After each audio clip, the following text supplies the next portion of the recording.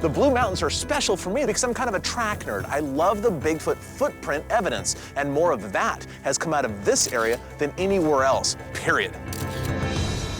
That's legendary Mill Creek right there, where all those tracks were taken from. I'm super excited to go up to the Blue Mountains. Farmers, hunters, ranchers have all had encounters and sightings. And what sets this area apart from the other places is that these people started casting tracks like 50 years ago.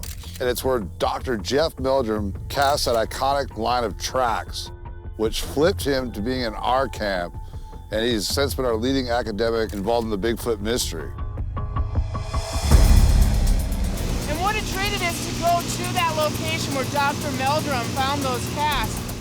Professor Meldrum specializes in the anatomy and foot morphology of primates. He's also been collecting and analyzing Bigfoot tracks for the last 20 years. He's the unquestioned expert on Bigfoot tracks, and we're excited to meet with him here at the place that brought him into the Bigfoot world. Hi, Dr. Meldrum. Hi, Cliff. Hey, Dr. Meldrum. Hi, Renee. Hi. Hey, Dad. Howdy. Hey, Jeff. Good to see y'all.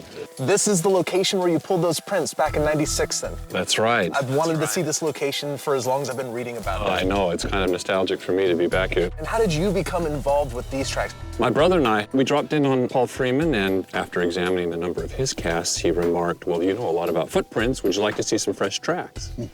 And my mouth kind of dropped. I thought, what do you mean? He said, well, I just found some this morning.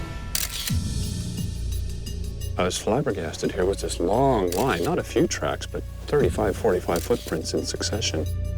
Very clear, very fresh. And how did the creature come to this spot? This thing was probably foraging down the Mill Creek drainage, followed the irrigation ditch around the shoulder of the hill. What was really interesting was about every second right footprint, the track was angled out from the direction of travel by 45 degrees. And I thought, well, that's weird. Why would every second to right step be angled out like that?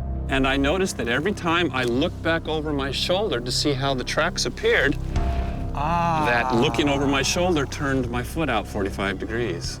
So this thing was heading back towards the only cover.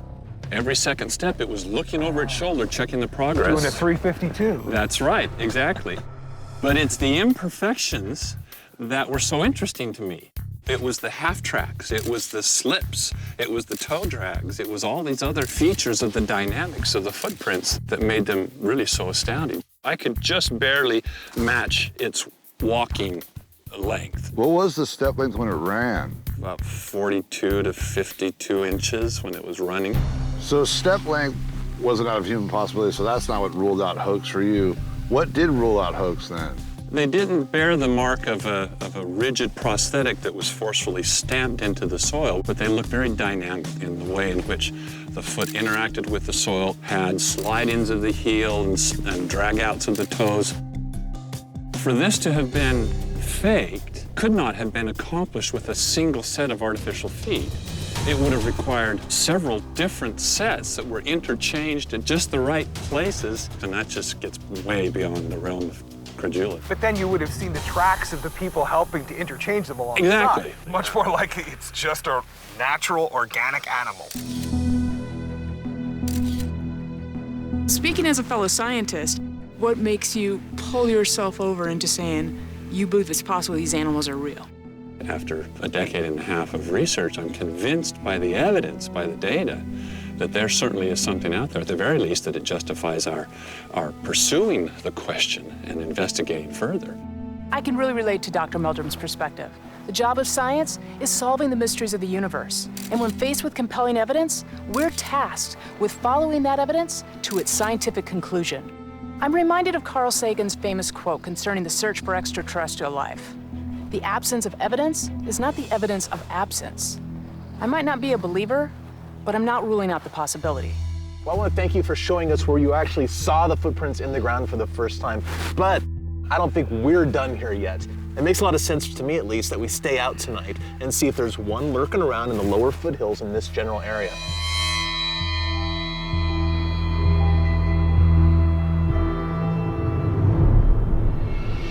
This area has a history of track finds and sightings going back decades, and tonight we are at Snowline, so anything that was further up there probably got pushed down. Or is in process of moving down right now. Yeah, so it's looking like one road goes up and one road goes down. Let's take the high road. Well, you know, I always like to choose the low road. So, Cliff, you into it? Absolutely, the lower the better. We'll be in touch. Talk to you Very guys good. soon. Cliff and I are gonna go downhill toward the snow line. Bobo and Renee are gonna go a little bit further up. Nice and romantic. You want me to hold your hand, Bobs? Let's not go too far. Hopefully our back and forth house will kick something up if there's a Bigfoot around here. Wow, look at that. One of the reasons I love Bigfooting is because it brings me into places that are just staggeringly beautiful. Of course, from the human perspective, we're thinking humans are way smarter than Bigfoots because Bigfoots live out in the woods, they don't have clocks, they can't drive cars. And I kind of think, well, maybe they're the smarter ones for the exact same reason. Wow, look at that view. I had no idea that this area would have this tremendous view of all these lights of Walla Walla. And there have been sightings and footprint finds virtually within the city limits. We know Bigfoots have moved across these hillsides. They've definitely seen all those lights.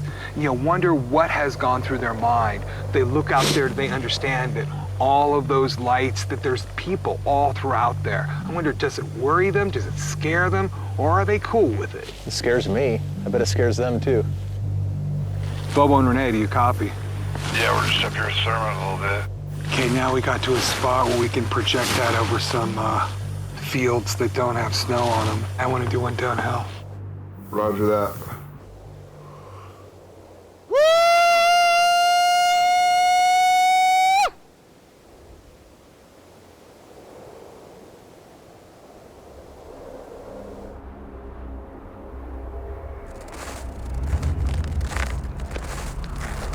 It's a nice little spot to shoot down.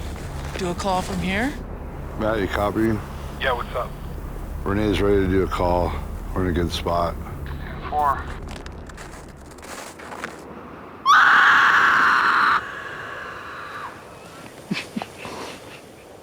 It makes me uncomfortable every time. Even from half a mile away. Is that a fox? What? Might be. There it is again. It could be a bobcat. I think we should push on. All right, we're gonna move downhill further.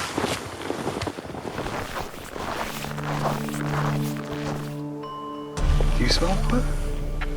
Oh, yeah. There it was. The smell of death is in the air. But the wind is coming from up there, so it's up in the woods in there. Oh, yeah. Yeah. I think I need to go find out the source. About 10 or 15% of witnesses report some sort of smell associated with Sasquatches. A lot of times it's described as rotting meat. Well, I'm smelling rotting meat. I'm a Bigfoot investigator. I have to go investigate that smell. I'll let you lead the way. All right, very good. Yucky. And that. What? There's a shiny green. That's an eye shine.